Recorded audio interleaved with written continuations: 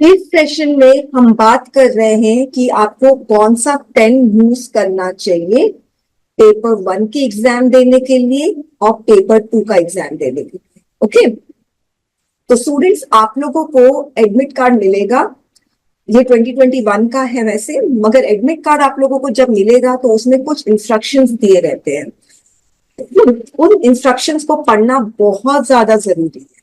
Okay, तो मैं pen से कनेक्टेड जो इंस्ट्रक्शन है वो मैं पढ़ रही हूँ। मैं इंग्लिश में पढ़ूंगी, थोड़ा सा मैं बड़ा कर देती हूँ। ठीक है, अब देखिए पेन से कनेक्टेड इंस्ट्रक्शन देखिए 13 देखिए, ये रहा 14। Answers other than those made by black ball point pen will not be evaluated. Okay, फिर यहां पे लिखो, देखो 17। Candidates may note that all the entries in OMR sheet for objective type paper 1 and paper 2 should be filled by black ball point pen. Okay, तो दो जगह लिखा हुआ है black ball point pen. Fine, अब सुनिए मेरी बात। पेपर 1 जो है आपका वो एमसीक्यू बेस्ड पेपर होता है, उसमें आपको ओएमआर शीट मिलती है। ओएमआर शीट को जब आप फिल करते हो वो स्कैनर के अंदर जाती है और स्कैनर जो भी आपने एंट्री की है वो स्कैनर जो है वो सारा एक्सेप्ट करके कंप्यूटर में वो अपलोड हो जाता है। राइट, स्कैनर जो है वो black ball point pen accept करता है, इसके अलावा कोई और पेन वो एक्सेप्ट नहीं करता। कोई और कलर का पेन या कोई और टाइप का पेन जैसे जेल पेन, पायलट पेन, ये सब नहीं एक्सेप्ट करेगा। वो क्या एक्सेप्ट करता है? कलर में सिर्फ ब्लैक और टाइप में बॉल पॉइंट पेन। समझ में आया? तो जहां पे आप ओएमआर शीट फिल कर रहे हो, चाहे वो आंसर भरने के लिए हो शेडिंग, या आप अटेंडेंस लिस्ट जो होता है, देख लीजिए क्या लिखा हुआ है, स्कैनेबल अटेंडेंस शीट। एसएएल का मतलब क्या होता है? Scannable attendance sheet. यहां पर देखिए, स्कैनेबल अटेंडेंस लिस्ट। तो स्कैनेबल अटेंडेंस लिस्ट भी स्कैनर के अंदर जाती है। ओके, वो भी ओएमआर शीट होता है। तो जो भी ओएमआर शीट में फिल कर रहे हो, आप अपना नाम फिल कर रहे हो, अटेंडेंस दे रहे हो या आंसर दे रहे हो, आपको ब्लैक बॉल पॉइंट पेन से लिखना होगा। फाइन, तो वापस से सुनिए, पेपर 1 जो है, पेपर 1 में आंसर आप लोग लिखोगे ओएमआर शीट में black ball point pen. Scannable attendance list है, उसमें भी black ball point pen. Understood? OMR sheet में जब एंट्री करते हैं अपने नाम का, वो भी black ball point pen. Okay, अब देखिए ये पेपर 1 का है स्टूडेंट्स।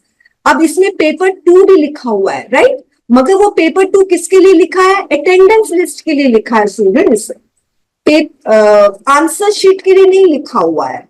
ओके, तो अपने दिमाग में रखना है कि ओएमआर शीट फिल करने के लिए आपको black ball point pen use करना है, मगर पेपर 2 में आपको ओएमआर शीट नहीं मिलता है, अटेंडेंस लिस्ट वाला मिलता है, मगर जब आंसर लिखते हैं तो ओएमआर शीट नहीं मिलता है। आपको प्रॉपर क्वेश्चन कम आंसर बुकलेट मिलते हैं, नोटबुक मिलता है, उसमें आपको लिखना होता है। ठीक है, अब मैं पेपर 2 के बारे में बात कर रही हूँ। आपको इस तरह का बुकलेट मिलेगा जो अराउंड 45 पेजेस का होगा। ओके, देखिए इस तरह का आपको मिलेगा। जो बिगनर है, जो फर्स्ट अटेम्प्ट दे रहे हैं, उनका आप देख लीजिए,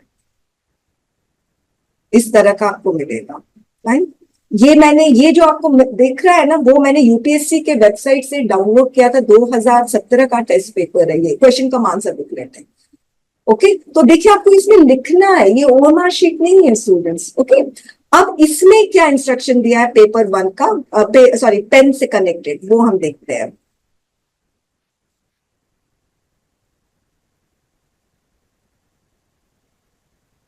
देखिए ये रहा, write legibly and neatly in ink, pencil में भी use for drawing diagram sketches. Ink लिखा है, कुछ लिखा है ब्लैक बॉल पॉइंट पेन? कुछ नहीं लिखा। फिर से लिखा है ड्रॉ योर पेन, कुछ लिखा है ब्लैक बॉल पॉइंट पेन? कुछ नहीं। तो स्टूडेंट्स पेपर 2 में आपको जो मर्जी पेन आप यूज कर सकते हो, ब्लैक या ब्लू। कलर में तो सिर्फ black and blue he use करोगे, ठीक है। मेरा प्रेफरेंस तो ब्लू है, मगर आप लोग, बहुत सारे ऐसे स्टूडेंट में से क्वेरी पूछते हैं मैम ब्लैक पेन यूज कर सकते हैं, कर सकते हैं, आपकी मर्जी।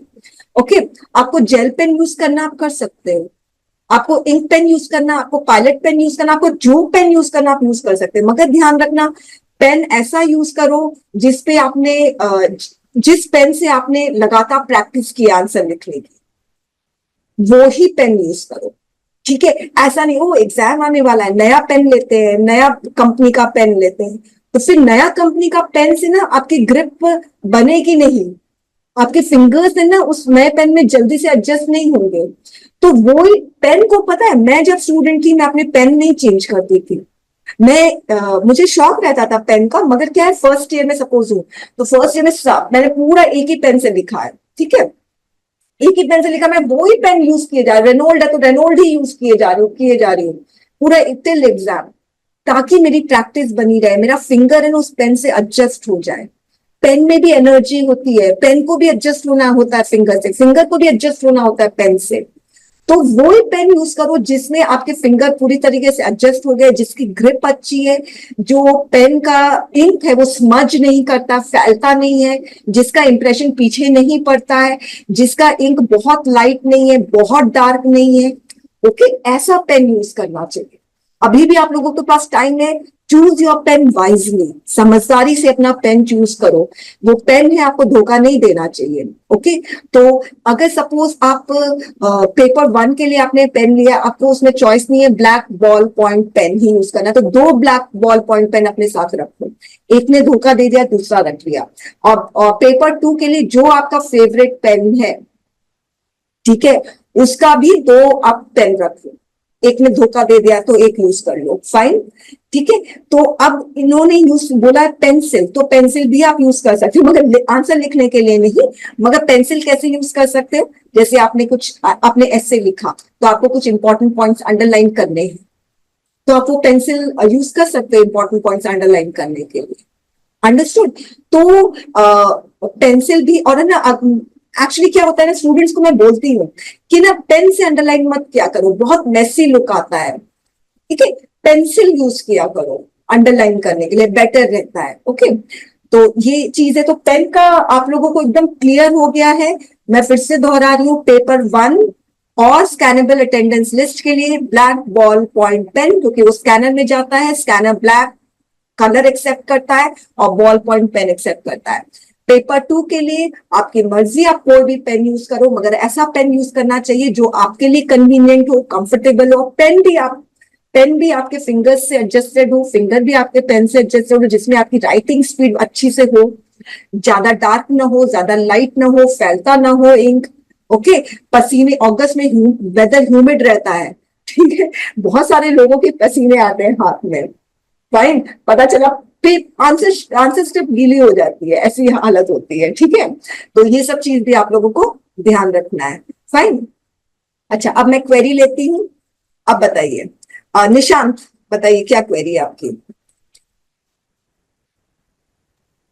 मैम वर्बोसिटी का बहुत ज्यादा ख्याल रखना पड़ेगा मैम, हर फैक्ट मैम, ऐसे आर्गुमेंट्स और रिपोर्ट राइटिंग में। देखिए, वर्बोसिटी, आई मीन, आप बहुत बोल रहे हो मगर सारी बकवास बोल रहे हो, तो वो वर्बोसिटी का क्या करना। आप वर्बोसिटी आप वर्बोसिटी लेकर आ रहे हो मगर साथ सब कुछ रेलिवेंट है, तो बहुत अच्छा है।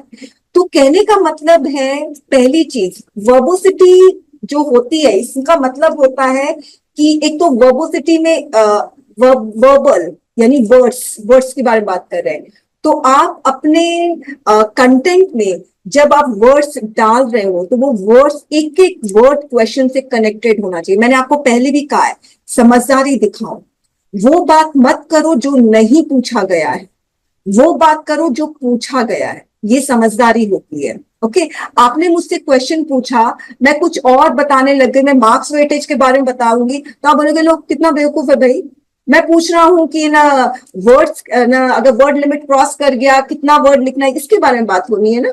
तो जो पूछा जा रहा है उसका जवाब दो। तो आप लोगों को जो भी आप लोग कंटेंट दे रहे हो इन द फॉर्म ऑफ वर्बोसिटी, ठीक है, वर्बोसिटी वैसे मैं बता दूं नेगेटिव चीज है, ये नेगेटिव वर्ड है, in the form of verbosity जो भी कंटेंट दे रहे हो that has to be very well connected to the question, be it essay, be it report, be it argument या रीडिंग कॉम्प्रहेंशन का क्वेश्चन है, वो पूरा का पूरा अच्छा कनेक्टेड होना चाहिए।